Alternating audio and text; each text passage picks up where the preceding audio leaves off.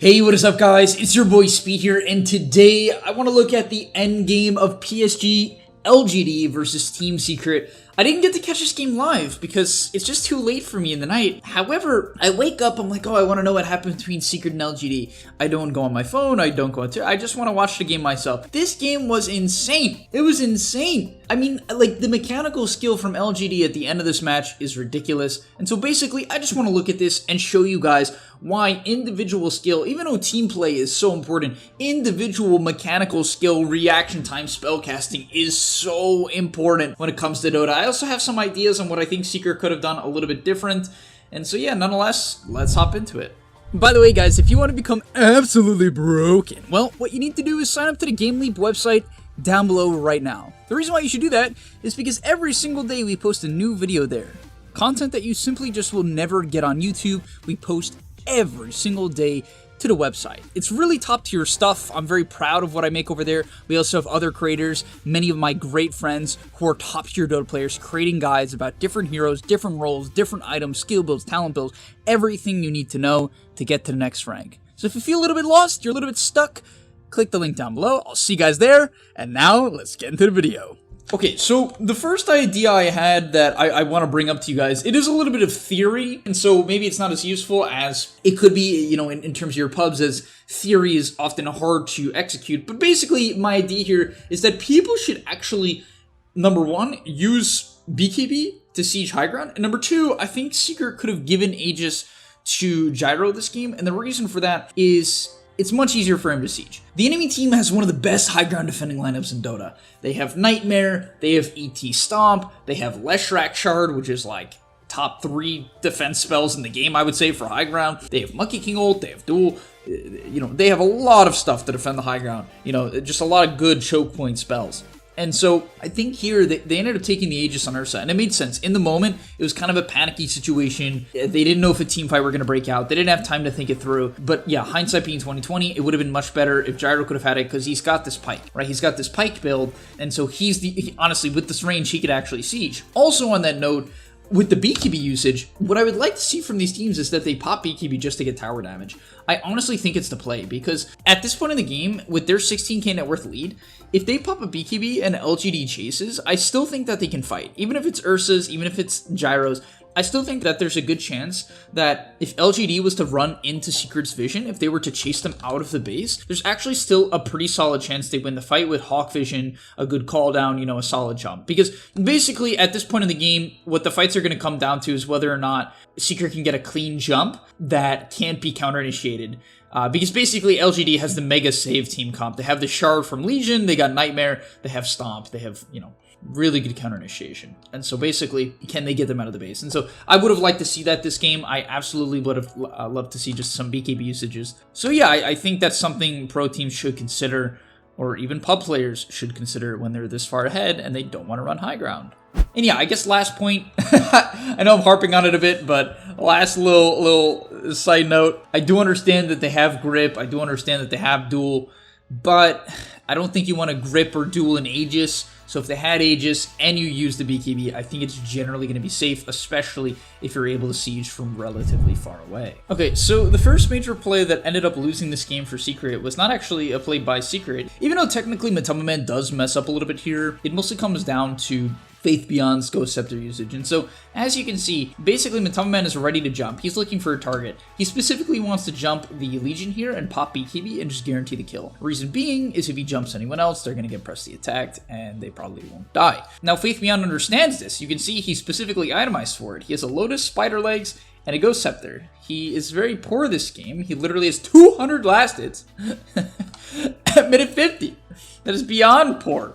However, he's still that important. That's how Legion works. And so yeah, Matamaman's going to go for the jump, but looking at it from Faith Beyond's perspective, his reaction time on the Ghost Scepter here was so fast. Matamaman a little bit slow, unfortunately. Just slightly too slow on the Abyssal Blade allows him to get off the Ghost Scepter. But, you know, either way, slight misplay on Matama Man's part, slight outplay, well, I would say massive outplay on Faith Beyond's part, allows the Abyssal to not do anything. Even though a huge Shackle comes out, that doesn't end up doing anything as well. Yes, he ends up killing the Legion, but it forces this massive overcommitment. And you guys know what I say about Dota. In team fights, if you can make the enemy team overcommit, it's gonna set up for your AoE spells. This is how you set up your AoE spells. If you are wondering why your Magnuses and Shakers are never hitting good RPs, why your team fighters are never getting off good spells, you should look to yourself. You should actually look at your own gameplay. Because of this bait from the Legion, it is going to set up for the ET. I cannot stress this enough. That's why when everyone builds just a shit ton of DPS items, it makes me go insane, because people don't understand the impact of just staying alive and baiting people, making people overcommit. It is ridiculous. Basically, all of Secret here is panicking because they think they need to save Matama. They do need to save Matama. And as a result, it sets up for a 3-man stomp. And oh my god, Elder Titan is a very balanced hero in the video game. Oh my god. Oh yeah. Dota 2, baby. I mean, my god. But the thing is, that all stems from a Ghost Scepter. You guys might be like, no it doesn't. Yes it does! It literally, that overcommitment and that stomp stems from the Ghost Scepter. Most people will never understand this or realize this in their game. It stems from the Ghost Scepter. You know how many Legion commanders in the 2K bracket would have a Ghost Scepter there? 0! You know how many Legion players in the 8K bracket there would have a Ghost Scepter? I would say like 10 or 20% of them. But he understands his purpose in this game. He understands he has to get jumped by the Ursa, otherwise he'll save. And so he's ready on the Ghost Scepter as well. And so yeah, just sick O-mode play by Faith Beyond.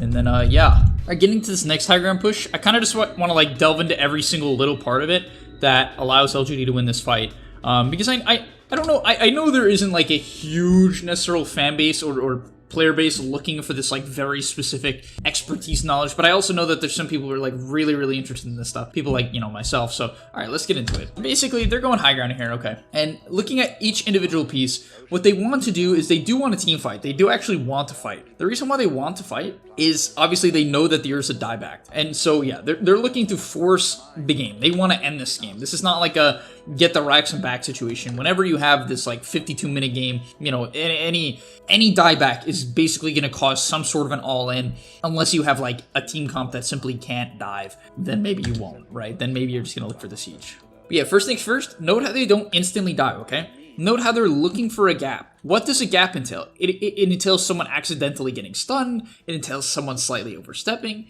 anything of the sort, but they have to wait for someone to go a little bit too far. Now, the first play stems from the Gyro messing up a little bit. Gyro gets clipped by an accidental Lich Stun. Now, that sets up into a stomp. This, honestly, is pretty far out from the Beastmaster. Reason being is he does not have a BKB, right? He doesn't have a BKB. He's got a Force Staff, but that's about it. Right? He's not survivable. Like, now worst case scenario, if they go on this guy, it's going to force IO to tether the Beastmaster, and that's not very fun. So, as you can see from LGD's perspective, this is going to stem from a gap, right? So, this is a gap. It's a hero that is not hard to kill. He doesn't have defensive items. It is an important kill, though, because he's Roar, he's Force Staff, right? He's bored. It's an important kill, and so this is a really nice gap. Then, immediately, what you'll notice is they actually fully follow it up. I don't think most Monkey Kings would commit ulti here because I think they'd be afraid that the Gyrocopter wouldn't man up. However, he identifies that, hey, my Legion is way too weak. I can't rely on Legion solo killing this guy. They do have this IO, and so I really need to commit. Unfortunately, right here, Matama Man gets his buyback, and they had to relocate for the duel. So what does LGD have to do now? They sort of need to kite out. Why do they need to kite out? They need to kite out because they need to make sure that they kite out the BKB and the Enrage from the Ursa. But they're not going to fully kite out, right? Because of this grip. So Y ends up getting a really nice grip here that I actually was a little bit surprised couldn't get canceled. Unfortunately, it looks like YABSOR went for the shackle onto the Legion here, which, you know, it's a very reasonable shackle. It ended up connecting on the two heroes. It's not a, you know, it makes sense. But unfortunately, it really ends up messing up the fight because he gets a full channel grip onto the Gyro. Obviously, this entire fight as well, they've been fighting into the Monkey King. His decision to ulti on Monkey King here was absolutely fantastic. Honestly, I didn't think Secret would commit this hard into the ring. I actually genuinely believe that his Secret chilled a little bit here and was comfortable not jumping in, they would have won the fight. But the thing is, you know, it's TI, upper bracket, you know, winners finals. It's like, it's tough. It's tough to not jump, but honestly, multiple times this game, I understand why, but I really feel like Matamaman kind of messed up this game and just overextended multiple times. There was other examples, I'm not going to show it, but it was unfortunate. Like, multiple jumps where I understand what Matamaman was going for, but like situations where he just either didn't pop his BKB, was a little bit too on the abyssal, and usually I would never say that about these players, like, because usually they're very clean and mistakes come from like small, like they don't happen a lot, like especially Matamaman, like they're very consistent. He messed up like multiple jumps this game. He kind of just baits his team in and doesn't get the cleanest of jumps, and how Ursa works is you want to get a clean jump you can burst someone on, otherwise it typically isn't going to be very good. You're going to get kited and overcommit and bait your team in. And here, almost a bit of a, I'm going to say, a miscommunication from Secret. I get why he jumps this this Legion, but then what I think they do wrong is they just commit into the ring. They just committed to the ring. I feel like it's just one of those things where, you know, if this is a DPC game and there's less on the line, I think they would remember just like, hey, you know, this is a Monkey King in his ring. Yes, we have Ursa, which is a hero that generally can chop through high armor, but it's just like, it's such a debate because his team couldn't help him, right? His team couldn't help him. And even though they get off a decent Gale Force, they're fighting in the ring. And yeah, this shit doesn't really end. And yeah, now Matamaman ends up dying. It was so hard to watch. It was so hard to watch because, like, you just know it's one of those games where if they just had a little bit more patience here, the game keeps going. But they committed to the ring, and that's the thing, though. Really good Wukongs from the Monkey King. I think his decision to Wukong the original duel, a lot of people might not have done it because they would have been like, yeah, it's a Beastmaster. The thing is, especially in a high tense scenario, they're going to try to save the Beast, right? People, they're going to forget what's happening, you know, when it's this all-in play, this going for the throne play. People are going to forget, and that's exactly what happened. They forgot that, hey, we shouldn't run into this ring. We need to kite it out. It's stronger than it seems a lot of the time, and yeah, it didn't get the respect it deserved.